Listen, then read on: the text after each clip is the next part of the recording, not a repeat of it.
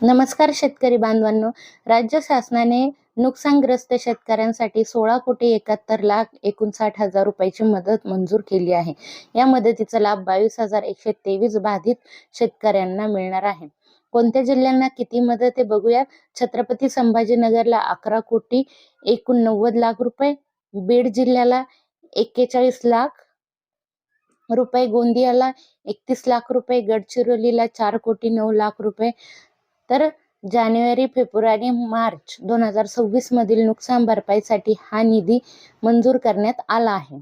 पात्र शेतकऱ्याच्या खात्यात ही रक्कम लवकरच जमा होण्याची शक्यता आहे. अधिकृत GR जारी झाला असून लाभार्थ्यांनी संबंधित कृषी कार्यालयाशी संपर्क साधावा.